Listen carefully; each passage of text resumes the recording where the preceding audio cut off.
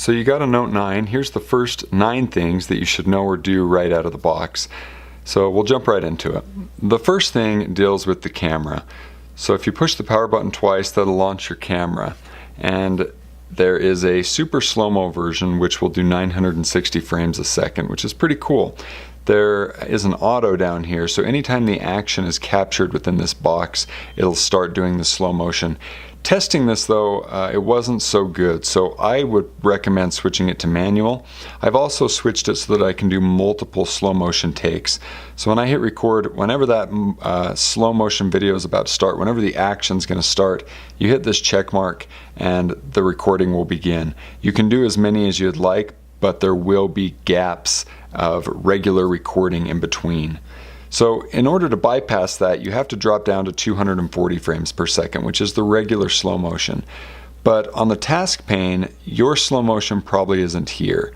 So in order to get that there, you're going to go to Settings, scroll down to Edit Camera Modes, and click on Rear Camera.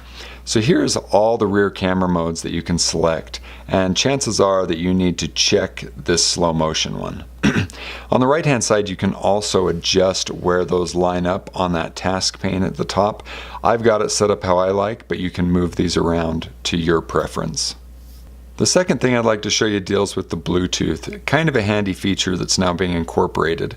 So if you long press the Bluetooth there, it'll show you the list of things that you can connect to. If you hit the More Options button and then Advanced though, you have this dual audio.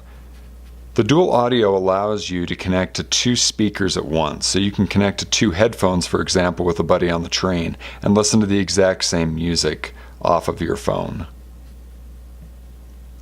The third feature I feel is quite handy and kind of neat. If you record a video, you can make it your lock screen wallpaper. So as I said, I was making some slow motions of my dog, so we're going to use this video. I will recommend that any video that you take that you would like to make your wallpaper, that you record it in portrait mode. If you do it in landscape, it will just take the center of the camera and you won't be able to choose the edges. So moving on, click the More Options in the top and click Set as Wallpaper. From here you can edit it, and you can use 15 seconds of any video you take. This video just happens to be 14 seconds, so we can use all of it. But you can then adjust it to where you like it the most, hit done, it'll save your video, and then we'll be able to apply the wallpaper to our lock screen here. Now if we turn the phone off and turn it back on, you can see that we have a really cool wallpaper for my lock screen. You can even do this in the 4K mode, but you'll probably want to turn your screen up from Full HD to get that better resolution. The fourth thing is something that is a problem, and only because Samsung has made it a problem, and it's the Bixby button, which nobody really wants. Most people just want to hold down their home button and use Google Assistant here. However, if you install an app called BX Actions right here, this will allow you to change what this Bixby button does. Now it's not perfect, I haven't used it very long, but I've made it so that I can have Google Assistant pop up. Now as you can see, it brought up Bixby just for a moment, but then quickly redirected to Google Assistant. I've had many cases where it just does Google Assistant. So take it for what it's worth. It is one way to reroute that button, which most people are saying can't be done. The fifth thing I want to show you is the glance feature, which I think is kind of handy right here. So if you needed to send an email but you needed information from a website or some other source, you can open up that website and click glance. It puts it down in this little corner here that were you to hover over will open and disappear when needed. So were we to, for example, have an email open, a lot of you will say, well, you should just multitask it, which we can do.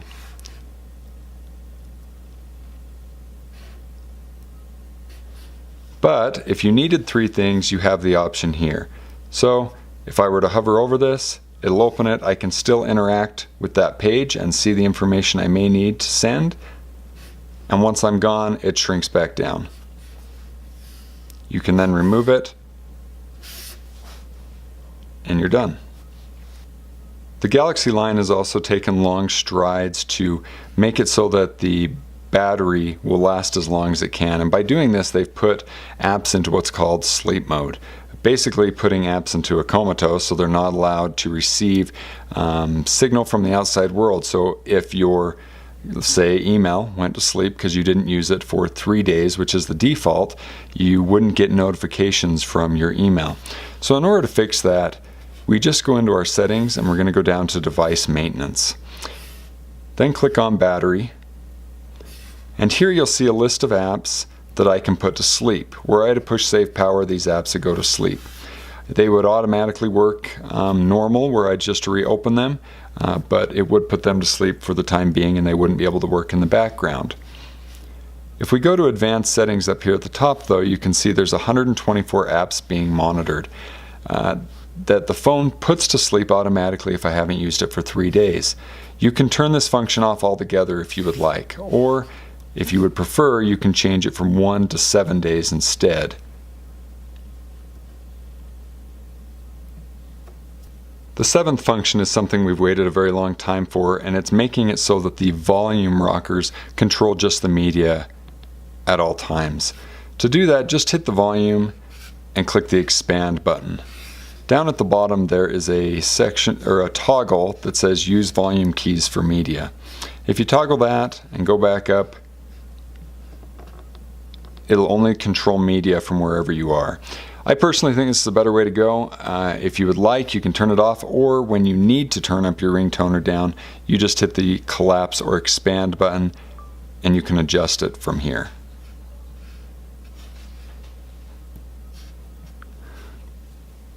The eighth thing on my list probably should have been number 1, but is no new thing to any Galaxy owner, which is why it isn't. When you get a new phone, it's usually loaded with a lot of bloatware apps. Companies that have paid Samsung a lot of money to have their app shipped stock when it's sent out. So you'll get some games and a lot of bloatware. For a lot of these apps, you can simply hold down on the app and click uninstall. Problem solved. But for some of the stock apps, for example the settings here, if you hold that down, there is no way to uninstall it. So one thing that you can do which fixes this problem is hide it. If you click on the more options and then the home screen settings here, down here there is a hide apps. This hide apps allows you to check any app that you do not want to see or use or you don't think you need, and hides it, so you won't be able to see it or use it. The only drawback is that that app will still be using storage on your phone. There's no way to erase it off of the memory, but you can hide it so it's not bugging you and you can forget all about it.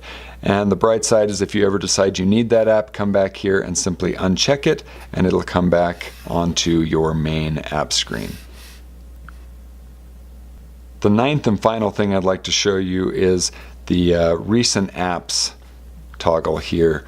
When you hit that button, you have to navigate through a whole long list of your recent apps to find which one you want to go to lately. I personally think it's better to do it in a list mode. So click more options and you can hit list view and it'll stack them for you.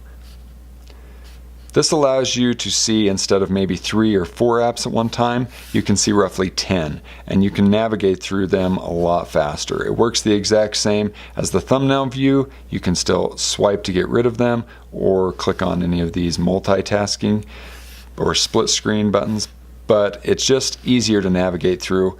I guess it doesn't look as cool or as fluent as doing this, but it gives you a lot better view of what apps you're using and lets you be able to switch back and forth easily.